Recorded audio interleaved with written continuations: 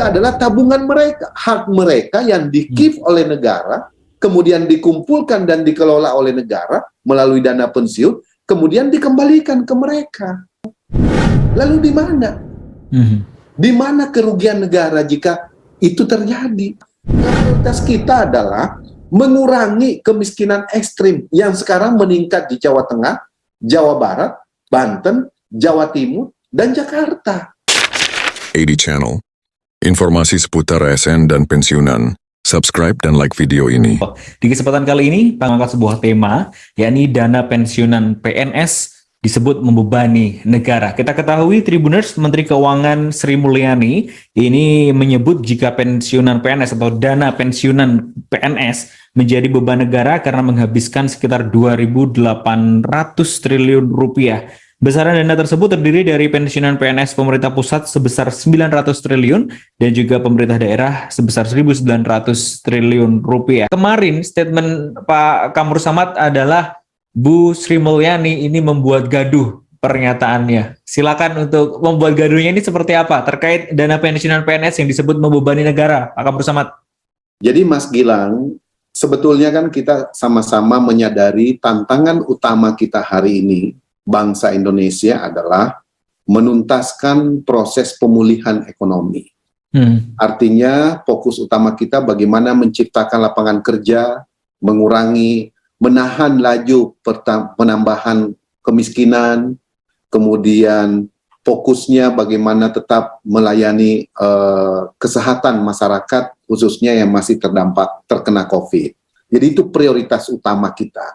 Kenapa? Karena keputusan Presiden tentang masa darurat ini kan belum dicabut, Mas. Ini masih berlaku. Artinya Undang-Undang Nomor 2 Tahun 2022 tentang penyelamatan sistem keuangan juga, di mana APBN kita bisa defisitnya dibolehkan lebih dari 3% juga masih berlaku. Karena itu kita bicara dalam konteks prioritas kepentingan negara. Nah, di saat seperti itu kita semuanya sedang concern dalam proses mendorong percepatan pemulihan ekonomi, justru Menteri Keuangan mengeluarkan pandangan tentang dana pensiun ya yang dinilai membebani negara. Tentu ini adalah beban negara.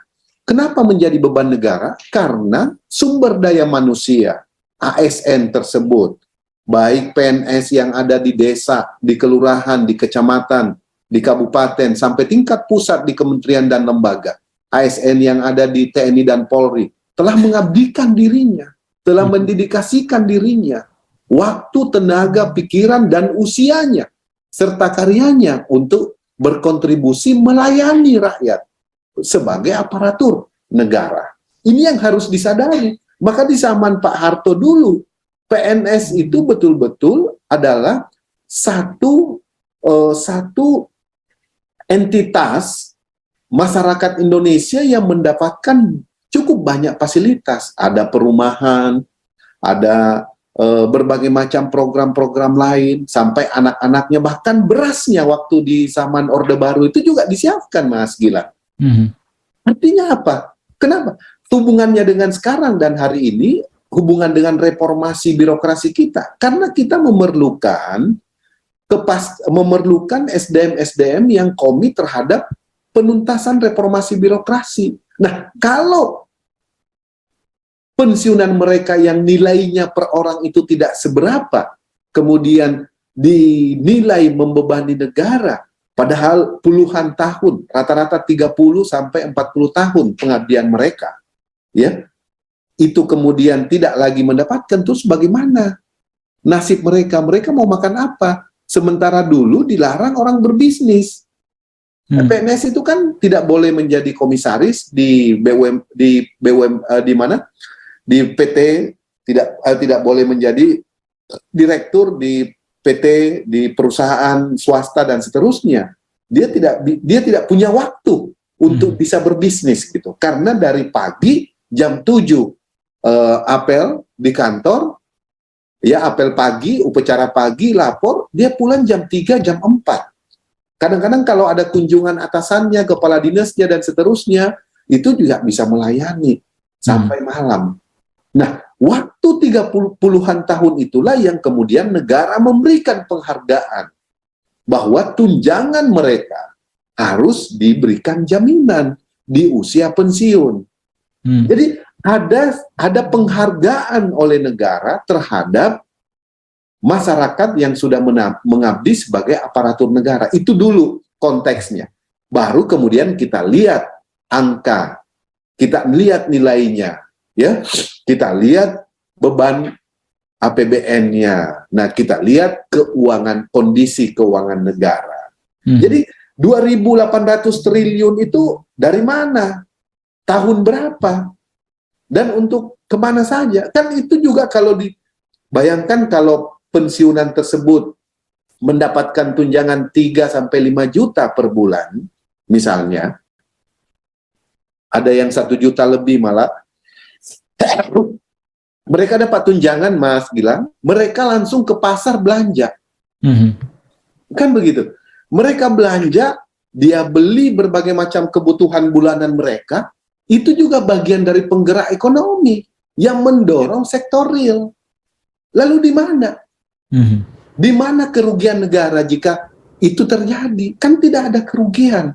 Menjadi beban tugas kita yang sedang mengembang amanah, baik di eksekutif maupun di parlemen, memikirkan supaya bisa berkelanjutan. Bahkan di negara-negara maju, lebih dari itu mereka mendapatkan sarana dan prasarananya, termasuk jaminan sosial, bukan hanya jaminan hari tua saja, tetapi jaminan sosial dalam arti termasuk kesehatan dan seterusnya, itu juga mereka mendapatkan lebih dari apa yang sepatutnya. Nah, kalau merujuk pasal 6 ayat 1 PP nomor 25 tahun 1981 yang kemudian diubah di PP nomor 20 tahun 2013 tentang asuransi sosial PNS. PNS kan diwajibkan membayar iuran sebesar 8%, Mas Gilang. Ya, dari penghasilan per bulan selama menjadi PNS. Jadi 8% per bulan selama menjadi PNS. Nah, dari skema inilah kemudian dibagikan lagi dalam bentuk dana pensiun dan JHT yang dikenal dengan skema Pay as you go. Nah, inilah yang harus dijelaskan. Jadi ini juga adalah tabungan mereka, hak mereka yang di-give oleh negara, kemudian dikumpulkan dan dikelola oleh negara melalui dana pensiun, kemudian dikembalikan ke mereka. Nah, karena itu di dalam industri keuangan kita, Mas Gilang, ada namanya dana pensiun, ya, di dalam IKNB, Industri Keuangan Non-Bank. Ya, pengelolaan dana pensiun itu harus dikelola dengan baik. Nah, dasarnya berasal dari peraturan pemerintah. Nah, yang terakhir direvisi 2013, 8% dari pendapatan mereka setiap bulan dikumpulkan, dikelola oleh dana. Nah, inilah yang harus kita sadari. Karena itu saya mohon sekali, tadi kita bertemu dengan Menteri Keuangan, saya sempat menyapa juga beliau. Kita juga menyampaikan tentang hal itu. Kita pakai skala prioritas. Skala prioritas apa sih sekarang? Skala prioritas kita adalah mengurangi kemiskinan ekstrim yang sekarang meningkat di Jawa Tengah, Jawa Barat, Banten, Jawa Timur, dan Jakarta. Itu prioritas kita. Nah, skema penyelesaiannya gimana? Kok ini yang sudah existing berjalan, kok diwacanakan menjadi beban negara? Berapa juta purna bakti kita sekarang ini sedih mendengar ya pernyataan-pernyataan seperti itu, sebab apa yang mereka peroleh sebetulnya adalah hak mereka yang diatur di dalam PP, lalu kemudian dikumpulkan, dikelola, dan dikembalikan kepada mereka. Jadi tidaklah menjadi beban, karena sepatutnya memang sudah teralokasi ketika dibayarkan gajinya setiap bulan. Begitu, Mas Gilang. Baik, artinya ada pengelolaan yang mungkin dirasa pemerintah ini tidak tepat seperti itu, dan apakah nantinya ketika dari PS juga kemudian diganti dengan fully funded ini akan lebih memudahkan, Pak, berbicara di luar skala prioritas yang tadi Bapak sampaikan ketika sudah membahas mengenai skema pensiunan ini? Jadi bahkan di zaman Mas Gilang, di zaman Pak Harto dulu ada, ingat nggak, ada ban tabungan pensiunan negara.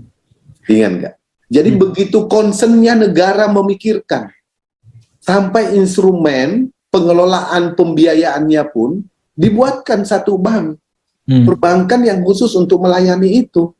Karena pemerintah mungkin waktu itu sudah memproyeksikan bahwa ini akan terus tumbuh berkembang, maka harus dikelola supaya produktif. Nah, jadi yang Mas Gilang sampaikan itu betul sekali. Harus kita lihat pengelolaannya. Dana pensiun BUMN ada di mana? Dana pensiun TNI ada di mana? Dana pensiun Polri ada di mana? Dana pensiun ASN ada di mana? Siapa yang kelola? Bagaimana manajemen pengelolaannya? Nah, ini satu hal yang berbeda, bukan menjadi beban negara.